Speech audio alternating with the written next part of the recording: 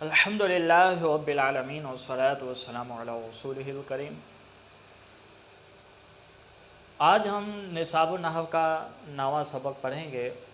8ویں سبق میں ہم نے پڑھا تھا معرب مبنی، جس کا آخر عامل کے بدلنے سے بدلتا ہے وہ معرب ہے، جس کا آخر عامل کے بدلنے سے نہیں بدلتا وہ مبنی ہے۔ پھر ہم نے پڑھا کہ ایک ہوتا ہے عامل اور ایک ہوتا ہے معمول۔ عامل وہ ہوتا ہے جو کسی دوسرے لفظ کو رفع نصب جر دے، یعنی ایک لفظ دوسرے لفظ کو زبر دیتا ہے یا زیر دیتا ہے یا پیش دیتا ہے، تو پھر جس کی وجہ سے زبر زیر پیش آئی ہے اس لفظ کو عامل کہیں گے، ٹھیک ہے، اور جس پر زبر زیر پیش آئی ہے اس کو معمول کہیں گے۔ جیسے یہ دیکھ لیجئے، جاء زید ہے، تو زید پر جو یہ پیش آیا ہے، دو پیش آئے ہیں، رفع آیا ہے، یہ جاء کی وجہ سے آیا ہے کہ یہ اس کا فاعل ہے، تو جاء عامل ہے اور زید معمول ہے، ٹھیک ہے، جس پر اعراب آئے وہ معمول ہے، جس کی وجہ سے اعراب آئے وہ عامل ہے۔ اسی طرح زید اور یہ زید، یہ سب معمول ہیں اور جن کی وجہ سے اعراب آ رہا ہے اسے عامل کہتے ہیں۔ یہ ہم پچھلے سبق میں پڑھا۔ پھر ہم نے یہ بھی پڑھا کہ عامل دو طرح کے ہوتے ہیں۔ عامل لفظی ہوتا ہے جو لفظوں میں آپ کو نظر آتا ہے، اور ایک وہ عامل ہوتا ہے جو لفظوں میں نظر نہیں آتا۔ یہاں پر جو جتنے بھی عامل ہیں یہ سب لفظی ہیں، آپ کو نظر آ رہے ہیں، الہ ہے، رأیت ہے، جاء۔ اور جو عامل معنوی ہوتا ہے وہ تین چیزوں کا ہوتا ہے۔ مبتدا کا نظر نہیں آتا عامل کہ مبتدا کو رفع کس نے دیا، خبر کو رفع کس نے دیا، ان کا جو عامل ہے وہ معنوی ہے، ٹھیک ہے۔ اور اسی طرح وہ فعل مضارع جو حروف نواصب اور جوازم سے خالی ہوں، وہ بھی ان کا عامل بھی معنوی ہوتا ہے، ٹھیک ہے، باقی سب کا عامل لفظی ہوتا ہے۔ تو آج ہم پڑھیں گے اعراب اور محل اعراب۔ اعراب کیا ہے؟ دیکھیں، اعراب زبر زیر پیش کو کہتے ہیں، ٹھیک ہے، تو جس کے ساتھ معرب کا آخر بدلے، ٹھیک ہے، تو اس کو اعراب کہتے ہیں جس کے ساتھ معرب کا آخر بدلے۔ تو معرب کا آخر زبر زیر پیش کے ساتھ بدلتا ہے نا، تو یہ زبر زیر پیش، رفع نصب جر، یہ کیا ہیں؟ ان کو اعراب کہیں گے۔ اور محل اعراب یعنی اعراب کی جگہ، تو ظاہر سی بات ہے اعراب کی جگہ لفظ کا آخری حرف ہوتا ہے، ٹھیک ہے، تو محل اعراب کا معرب لفظ کا جو آخری حرف ہوتا ہے اس کو محل اعراب کہتے ہیں، کیونکہ اسی آخری حرف پر اعراب آتا ہے نا، تو اعراب جو بدلتا ہے وہ لفظ معرب کے آخری حرف پر بدلتا ہے۔ جیسے زید، اس کے 3 حروف ہیں، تو یہ جو دال ہے یہ آخری حرف ہے، یہی محل اعراب ہے، ٹھیک ہے، تو محل اعراب اس کو کہتے ہیں جو معرب کا آخری حرف ہو۔ اب سب کی آسان لفظوں میں میں آپ کو تعریف کر کے دیتا ہوں، یہ لکھ لیجئے۔ معرب جس کا آخر عامل کے بدلنے سے بدلے، مبنی جس کا آخر عامل کے بدلنے سے نہ بدلے، عامل جس کی وجہ سے معرب کے آخر میں اعراب آتا ہے، ٹھیک ہے، جس کی وجہ سے معرب کا آخر بدلے، جس کی وجہ سے۔ اچھا، اور معمول جس پر اعراب آئے، ٹھیک ہے، معمول جس پر اعراب آئے، اعراب جس کے ساتھ معرب کا آخر بدلے، جس کے ساتھ۔ اور محل اعراب وہ معرب کا آخری حرف جو ہوتا ہے وہ محل اعراب ہوتا ہے، ٹھیک ہے۔ تو اعراب جس کے ساتھ معرب کا آخر بدلتا ہے، زبر زیر پیش ان کے ساتھ معرب کا آخر بدلتا ہے، تو یہ اعراب ہے، ٹھیک ہے۔ اب اعراب کی 2 قسمیں ہیں جی، اعراب الحرکت ہے اور اعراب الحرف ہے۔ یہ جو زبر زیر پیش، 2 زبر 2 زیر پیش ہیں، ان کو اعراب الحرکت کہتے ہیں، ٹھیک ہے، اور جو واو الف یا ہے تو ان کو اعراب الحرف کہتے ہیں۔ تو اعراب 2 طرح کے ہیں، زبر زیر پیش، ٹھیک ہے، 2 زبر 2 زیر 2 پیش ایک ہی چیز ہیں، اور واو الف یا، ٹھیک ہے، تو واو الف یا اعراب الحرف ہیں اور زبر زیر پیش یہ اعراب الحرکت ہیں، ٹھیک ہے، اتنا پتہ چل گیا۔ اب ایک اور بات بھی معلوم کیجئے کہ جو اعراب ہیں اس کے اور بھی 2 قسمیں ہیں، نظر آنے یا نہ آنے کے اعتبار سے، ٹھیک ہے۔ تو اعراب لفظی، اعراب تقدیری، یعنی اگر آپ کو نظر آ رہا ہے کہ اس کے آخر میں تبدیلی ہو رہی ہے، جیسے یہاں ہمیں نظر آ رہا ہے یہ اعراب، یہاں 2 پیش ہے، یہاں 2 زبر ہے، یہاں 2 زیر، تو اعراب بدل رہا ہے، یہ اعراب کا بدلنا ہمیں نظر آ رہا ہے، تو یہ اعراب ہے لفظی، کہ لفظوں میں یہ اعراب موجود ہے، ٹھیک ہے۔ اور ایک اعراب ہوتا ہے تقدیری، یعنی اس کا آخر ہمیں بدلتا ہوا نظر نہیں آئے گا، جیسے زید کا آخر ہمیں نظر آ رہا ہے بدلتا ہوا، تو وہ بدلتا ہوا ہمیں نظر نہیں آئے گا، لیکن ہمیں فرض کرنا پڑے گا کہ ہاں یہاں پر ضمہ ہے، یہاں پر فتح ہے، یہاں کسرہ ہے، ٹھیک ہے، وہ کیسے فرض کریں گے؟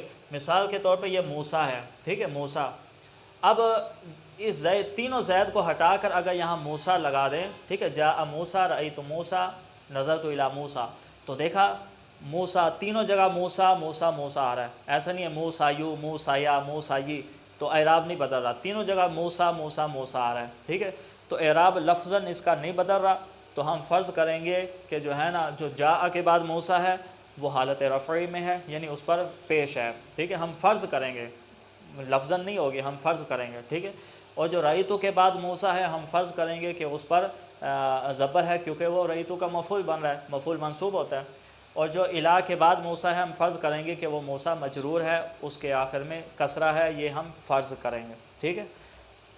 تو یوں اعراب کی دو قسمیں ہیں، ایک تو اعراب الحرف، ایک اعراب الحرکت، اور دوسری اعراب کی تقسیم کیا ہے کہ اعراب لفظی اور اعراب تقدیری، جو لفظوں میں نظر آئے وہ لفظی ہے اعراب، اور جو زبر زیر پیش نظر نہ آئے تو ہم فرض کریں تو وہ اعراب تقدیری ہے۔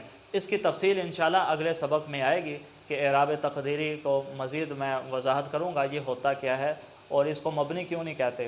بھئی جب موسیٰ کا اعراب نہیں بدل رہا تو اس کو ڈائریکٹ مبنی کہہ دو، تو مبنی کیوں نہیں کہا، تو یہ انشاءاللہ اس کی تفصیل میں اگلے سبق میں بیان کروں گا۔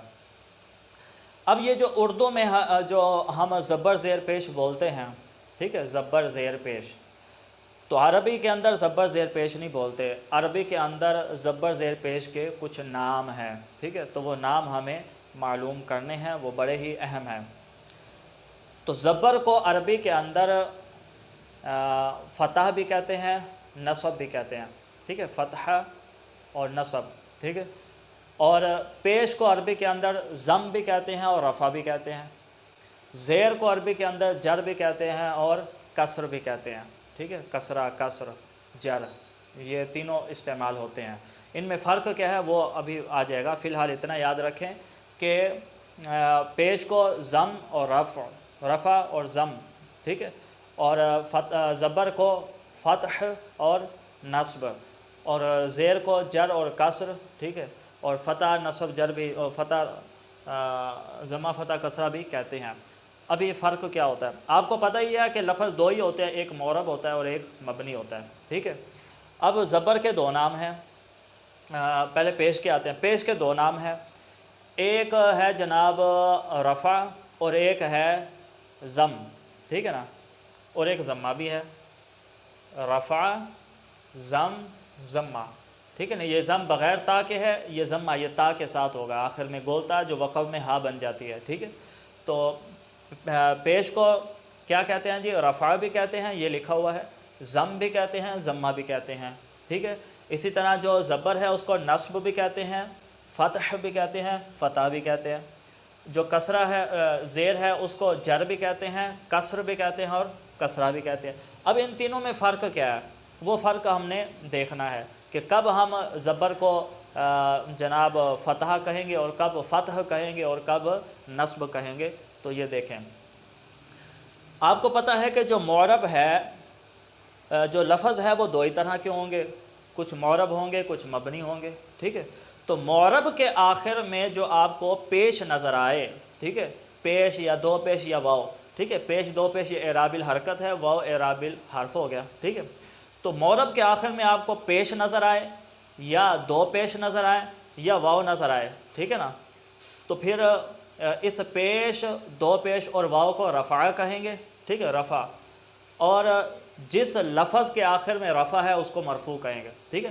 مثال کے طور پہ با کے اوپر پیش ہے تو اس پیش کو رفع کہیں گے اور با کو مرفوع کہیں گے۔ اسی طرح با کے اوپر رفع ہے، دو پیش ہے تو اس کو رفع کہیں گے، با کو مرفوع۔ اسی طرح ابو کے آخر میں واو ہے تو ہم واو کیا ہے؟ رفع ہے، اور اس پورے ابو کو، پورے لفظ کو ہم مرفوع کہیں گے، ٹھیک ہے۔ اسی طرح معرب کے آخر میں اگر زبر ہے تو اس زبر کو کیا کہیں گے؟ اس کو نصب کہیں گے۔ اگر معرب لفظ کے آخر میں زبر ہے تو اس کو نصب کہیں گے، اور جس لفظ کے آخر میں زبر ہے اس کو منصوب کہیں گے، ٹھیک ہے، دو زبر اور الف وغیرہ بھی۔ تو آپ نے پڑھا ہے کہ الف بھی اعراب ہے، اعراب الحرف ہے، ٹھیک ہے، دو زبر اور ایک زبر یہ اعراب الحرکت ہے۔ اور یہاں الف سے مراد وہ الف ہے جو تثنیہ کا نہ ہو، کیونکہ جو تثنیہ کا الف ہوتا ہے وہ نصب نہیں کہا جاتا، اس کو رفع کہا جاتا ہے، اس کی تفصیل آگے آئے گی، ٹھیک ہے۔ تو بہرحال معرب کے آخر میں زبر ہو یا دو زبر ہوں یا الف ہو تو پھر اس زبر اور دو زبر اور الف کو نصب کہتے ہیں، اور جس آخر میں یہ نصب ہو اس لفظ کو منصوب کہتے ہیں۔ اسی طرح زیر، دو زیر اور یا کو کیا کہتے ہیں؟ جر کہتے ہیں، اور جن کے آخر میں جر ہو ان کو مجرور کہتے ہیں۔ اب یہ دیکھیے، یہ زید ہے نا، یہ معرب ہے، ٹھیک ہے، کیونکہ اس کا آخر بدلتا ہے، تو اس کے آخر میں جو یہ دو پیش ہیں تو اس کو ہم رفع کہیں گے اور پورا زید مرفوع کہلائے گا، ٹھیک ہے۔ اسی طرح زید کے آخر میں یہ وہ ہے نصب ہے، ٹھیک ہے، جو زبر ہے اس کو نصب کہیں گے اور یہ پورا زید منصوب کہلائے گا۔ اسی طرح زید کے آخر میں زیر ہے، اس زیر کو کسر وہ کہیں گے، جر کہیں گے، اور یہ پورا زید مجرور کہلائے گا، ٹھیک ہے۔ تو معرب کے آخر میں جو زبر زیر پیش ہوتی ہے اس کو جناب رفع، نصب، جر کہتے ہیں، ٹھیک ہے۔ اور مبنی کے آخر میں جو زبر زیر پیش ہوتی ہے تو وہ مبنی کے آخر میں جو پیش ہے اسے ضم کہتے ہیں، اور اس پورے لفظ کو مبنی بر ضم یا مبنی علی ضم، ٹھیک ہے۔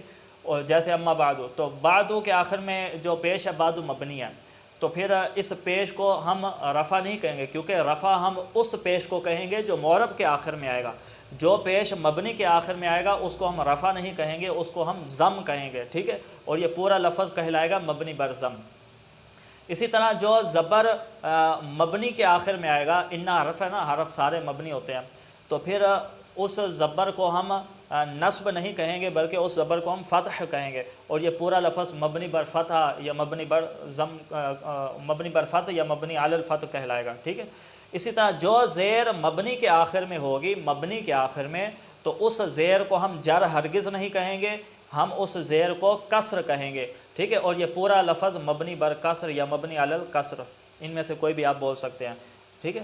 اسی طرح مبنی جو سکون ہے، مبنی کے آخر میں جو یہ ساکن ہوتا ہے تو اس کو سکون کہتے ہیں، ٹھیک ہے، اور اس پورے لفظ کو مبنی بر سکون، جیسے اذا، تو اس کے آخر میں الف ہے نا، الف ساکن ہے تو پھر یہ مبنی بر سکون ہے، ٹھیک ہے۔ خلاصہ کلام یہ ہے کہ زبر اگر معرب کے آخر میں ہے، پیش اگر معرب کے آخر میں ہے تو رفع، اگر وہی پیش مبنی کے آخر میں ہے تو ضم، پیش اگر جناب معرب کے آخر میں ہے تو اسے نصب، زبر اگر معرب کے آخر میں ہے تو نصب، اگر زبر مبنی کے آخر میں ہے تو پھر فتح۔ اسی طرح زیر اگر معرب کے آخر میں ہے تو جر، وہی زیر اگر مبنی کے آخر میں ہے تو کسر کہلائیں گے، ٹھیک ہے۔ تو یہ تو ہو گیا تھا معرب اور مبنی کے آخر میں، اور معرب اور مبنی کے جو بیچ والے حروف ہوتے ہیں، جیسے زید کا یہ زید، زا اور یا، ٹھیک ہے نا، تو ہم نے تو آخر کی بات کی نا کہ آخر میں، معرب کے آخر میں یا مبنی کے آخر میں۔ اب جو معرب اور مبنی کے آخر کے علاوہ جو پہلے اور بیچ کے جو حروف ہیں ان پر جو بھی زبر زیر پیش ہے ان کو جناب آپ ضم، فتح، کسر کہیں گے، ٹھیک ہے، ضم، فتح اور کسر، چاہے وہ معرب کے بیچ والے حروف ہوں، جیسے زید میں یہ زا ہے، ٹھیک ہے، یا ہے، ٹھیک ہے، تو ان کو ہم ضم، فتح، کسر کہلائیں گے، کیونکہ ضم، فتح، کسر یہ مبنی کے نام ہے نا، مبنی حرکات کے نام ہے، اور جو بیچ والے حروف ہوتے ہیں وہ مبنی ہوتے ہیں، وہ نہیں بدلتے۔ معرب کا بدلتا ہے تو صرف آخر بدلتا ہے، بیچ والے حروف نہیں بدلتے، گویا کہ وہ بھی مبنی ہوتے ہیں حروف، ٹھیک ہے، تو لہذا ان کو بھی ضم، فتح، کسر کہیں گے، ٹھیک ہے۔ تو جیسے یہ دیکھیں زا، تو یہ معرب ہے تو اس کا جو فا کلمہ ہے زا، تو اس کے اوپر زبر ہے، تو اس زبر کو ہم کیا کہیں گے؟ فتح، ٹھیک ہے، کیونکہ یہ مبنی ہے، یہ بدلتا نہیں ہے، بدلے گا تو معرب کا آخر بدلے گا، پہلا یا بیچ والا حرف نہیں بدلتا، ٹھیک ہے۔ تو معرب اور مبنی کے جو بیچ والے اور پہلے حروف ہیں تو ان کو کیا کریں گے؟ آخر کے علاوہ باقی جتنے بھی شروع کے حروف ہیں ان پر جو حرکات ہیں ان حرکات کو ضم، فتح، کسر کہیں، پیش ہے تو ضم، زبر ہے تو فتح، زیر ہے تو کسر کہیں گے، ٹھیک ہے۔ اب یہ تا والا جو ہوتا ہے ضمہ، فتح، کسرہ، یہ جو ضمہ، فتح، کسرہ ہوتا ہے یہ معرب اور مبنی دونوں کے لیے استعمال ہوتا ہے، یعنی مبنی کے آخر میں اگر پیش ہے تو اس کو آپ ضمہ بول سکتے ہیں، اور معرب کے آخر میں پیش کو بھی ضمہ بول سکتے ہیں، ضمہ مشترکہ ہے، ٹھیک ہے۔ تو ضمہ جو تا کے ساتھ ہے، یہ ضم تھا بغیر تا کے، یہ تا کے ساتھ ہے، ضمہ، فتح، کسرہ، ٹھیک ہے۔ تو معرب کے آخر میں جو پیش ہے یا مبنی کے آخر میں پیش ہے، دونوں کو آپ ضمہ بول سکتے ہو، اسی طرح زبر ہے تو دونوں کے فتح بول سکتے ہو اور کسرہ بھی بول سکتے ہو، ٹھیک ہے۔ درمیانی حروف کو میں نے بتا دیا، ضم، فتح، کسر کہیں گے، چاہے وہ درمیانی حروف معرب کے ہوں یا مبنی کے ہوں، ٹھیک ہے۔ تو یہ بڑا ہی اہم سبق ہے، ان کو یاد رکھ لیجئے، کیونکہ یہ اصطلاحات بار بار استعمال ہوں گی۔ مفتوح العین کیا مطلب؟ یعنی عین کلمے پر فتح ہے۔ مکسور العین کیا مطلب؟ یعنی عین کلمے پر کسرہ ہے۔ مکسور الفا، مفتوح اللام وغیرہ یہ چیزیں استعمال ہوں گی، تو ان چیزوں کو اچھی طرح یاد رکھ لیجئے۔